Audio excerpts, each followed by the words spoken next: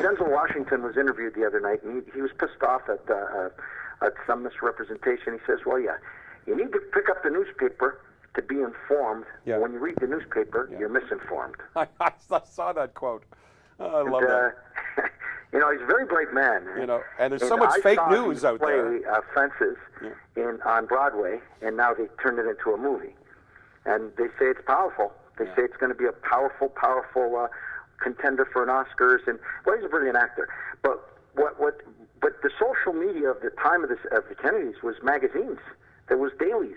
It wasn't instantaneous. Like any second now, somebody's going to say something, and a million people are going to comment on it. I agree with you, but that's what used to happen in the '60s and in the before the internet that was invented by the United States.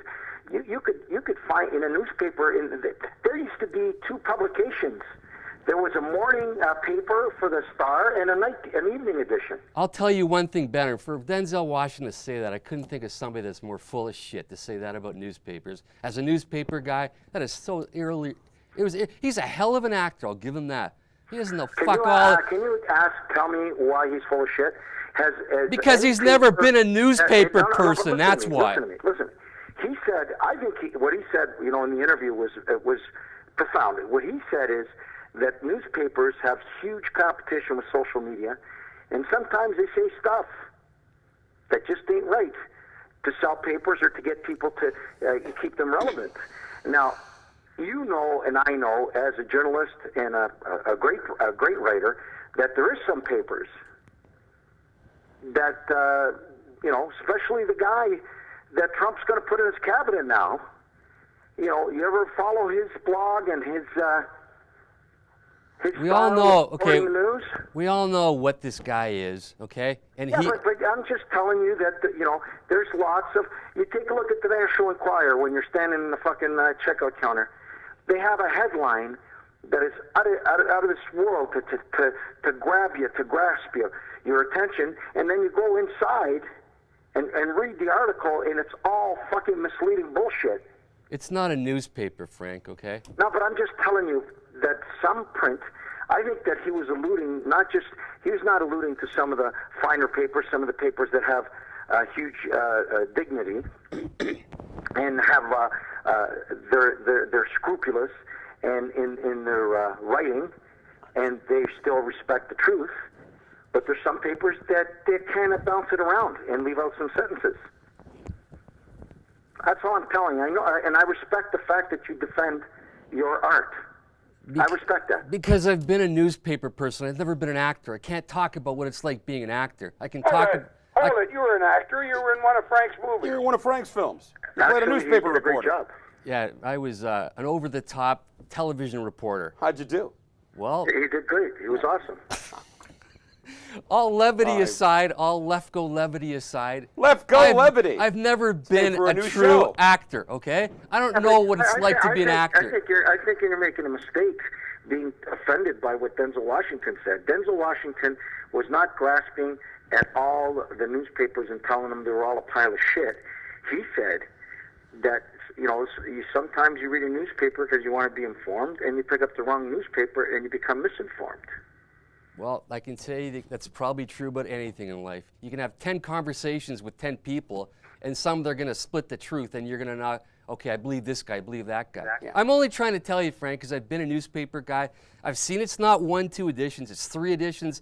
I've been part of stories which were deliberately kept out of the first 2 editions so the opposition wouldn't get the story. There's so much that goes on with newspapers. It's far different now than it was then. Because right now, it isn't about the media, it's about the social media, and sometimes newspapers have to watch social media to follow up stories that are inherently full of shit. I mean, during the election, how much fake news was on Twitter and Facebook? Apparently there's 40%, and the Pope came out on the weekend damning all the fake news out there. The Pope made a press release. Yeah. Can't go harder than that. I just came from an era in which newspapers had integrity, and there were certain things No, you came from an era. When you came from an era, with all due respect, Perry, where the newspaper was the source. I still read a newspaper from top to bottom. Mm-hmm. I like it. I enjoy it. Well, I'll try and Bill, do you still read newspapers? Not really. I'm pretty much a technocrat now. And that's taken a while because I was like you. I very much enjoyed reading the paper. I delivered the Telegram, I delivered the Globe and Mail, delivered the Star. Yeah, I just stopped my subscription to the Toronto Star, and boy, are they on me to re-up. You don't have to buy the newspaper. I like you buying go the newspaper. Okay, a lot of I people love it from in our my hand. generations want to sit there and hold it physically. I'm like Frank. You I can, like to you read can it go to the with my internet cup of and coffee. get the story from the newspaper. A lot of them are going online. That's how I do it, too. That's the way people, my kids don't even know what a newspaper is. They read it online. They watch television on their laptop. Listen, I delivered newspapers when I was a kid. It was my source of independence. And I delivered the Toronto Telegram, which was a small paper, and the Toronto Star was the big paper. And they dropped the bundles of paper across the street from each other. So where all the telegram carriers were, we were on the shittier corner, the smaller corner, and the smaller trucks. And the Toronto Star had the better bags.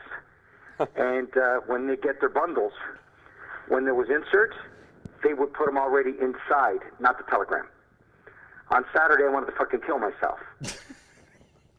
Yeah, every I had paper. a paper route, and I had to fucking put the inserts hand by hand. So that means I had to take those fucking bundles from that corner, drag them a fucking kilometer and a half to my house, get in my garage, lay out paper on the ground, and the paper that the bundles were wrapped in, and then fucking stick the stuff in because I had a conscience and I was anal retentive. Because all the other paper boys would take the inserts and fucking throw them in the garbage. And look where all those newspaper boys are today. And look where you are, Frank. It did you a world of good. Okay? Well, it did me a great You were deal honest. because You were I honest. was the biggest fucking carrier they had, and I had like 7 paper boys working for me at one time. But I still stuck the inserts because I didn't trust those fuckers. Because you had integrity, Frank.